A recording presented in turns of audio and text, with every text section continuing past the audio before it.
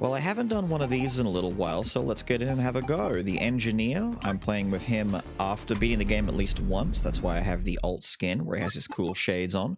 But more importantly, this gives access to his second starting weapon, the Fusion Cutter, which we swap to immediately and begin blasting our way through. This is a Dead Space-inspired run. This thing has incredible accuracy, laser sight, goes in a straight line, and it's good for just picking dudes off at literally any distance, and the goal here is to just go fast. I'm not going to spend time grabbing anything that's out of the way if it's across the room. You know, it doesn't matter if it's a weapon crate or ammo or whatever. The reason I'm using the Engineer is because of his bubble and his drone, but also because of this starting weapon. I genuinely think that this cutter is ridiculous. You'll see I'm just kind of skipping pickups all over the place. I'm just going in a straight line. The fact that the boss is close to the door, also very good. Activate the bubble, summon the drone, boss is almost dead, and down he goes. I'll quickly grab the money that he drops and maybe any healing if I need it, but try and stay close to the front door because you always go right back out the same door you came in. Taking a look at the shop, I grab some extra ammo for my cutter. I click on the what looked like a rocket launcher there, but that was just me testing. I didn't even look at how much money I had. I'm kind of like not quick at my shop stuff yet. I don't know the layouts of the shop as well, the icons and all that. But the Engineer is really good because of this bubble.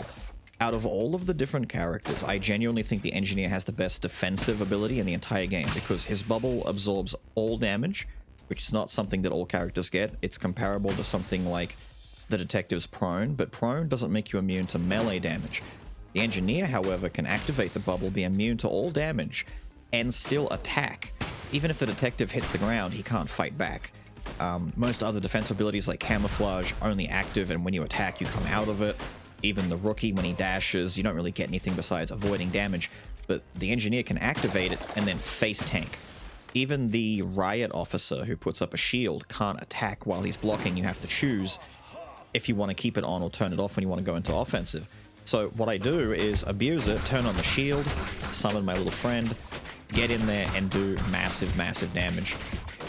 I do want to eventually find a better weapon, but for now, what we've got is doing the job. Finding extra ammo right here like this is massive. It helps us with keeping up with the cutter.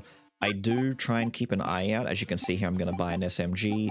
Flick along and see if there's anything good. This is where I could save a lot of time. I believe that you could get like a 5-minute run maybe, but being quick in the shop and having good decision making is going to be, you know, the thing that helps you save time. But the cutter, I'm still going to use it dominantly in clearing rooms just because of the accuracy and the range. Using the shield right there to walk into the fire. The shield is just so good. And if you do manage to get a really strong energy-based weapon, one of the arc lightning ones or a blaster, then you'll have really good access to extra ammunition from absorbing with the barrier as well. Something that I try and take note of and do a little bit in the runs, but I'm going to forget to do it in this one, I think, is to keep an eye on the cooldown of my drone and use it more in in-between rooms, because sometimes you'll do a boss fight, you'll kill the boss, move into the next area, and have like 90% of the cooldown ready to go for the drone, for the charge of it, and then you can use it in initial rooms, and then have it come off and be ready to be used again for the next boss fight. But I don't think I got any of that to happen now. Basically, the Engineer also has a really, really useful and powerful, aggressive ultimate ability with the drone, where it kind of just acts on its own. You don't have to like aim it or use it any other way. Even the Rookie's flashbang that stuns enemies, it doesn't give you extra damage. It just stops the enemy from doing anything, and your damage still comes from whatever you've set up on your character. The Engineer literally gets extra damage from activating it, as well as can be aggressive while defending with the bubble. He's too good. He's amazing. It's fantastic. Don't nerf him. Although, now that I say that, now that I put this out, he probably will get a little bit of a readjustment. I'm kind of thinking about whether I want to buy any other upgrades. I go with ammo instead. Once again, being slow in the shop. Shouldn't be too slow in the shop. Move into Japantown and start blasting away.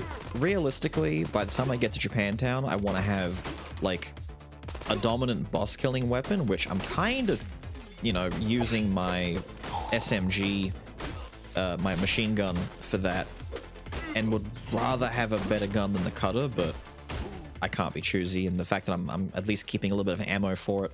Once again, not running around. I'm not going to look for extra guns. I could, but the time loss just isn't worth it. That's why whenever you get the chance, if you can get contracts, especially the contract that helps you get money if you kill enemies with the fusion and bio weapons, you know, the radiation weapons like I'm using here, the green weapons. If you can find a contract that gives you extra money for those kills, that's going to help a lot, because the quickest way to get better weapons is just to buy them straight out of the shop. That way you don't have to run around and look for them, or hopefully find them from crates that are close to where you're going, so you don't have to go too far out of your way, or boss drops. We're already here at the end of the Japantown. I'm pulling out my SMG to get that fast damage in there, activate the bubble. I haven't used my drone yet. I'm saving it for the bigger, beefier fellas, even though he's not always locking onto who I want him to. There we go, down he goes.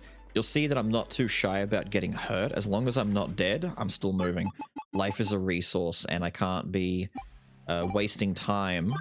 Oh yeah, the last shot, by the way. Lots of ammunition for my cutter. Pick up a new weapon.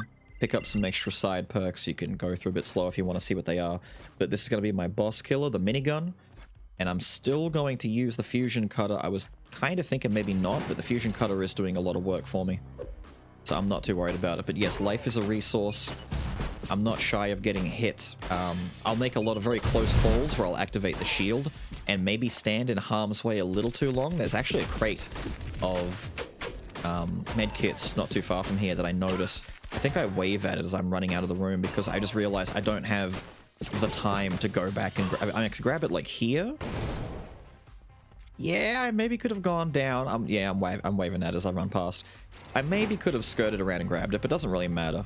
It's the Hannibal Lecter breakout. So each of these breakouts have at least one special guy, at least one, maybe two special dudes in them.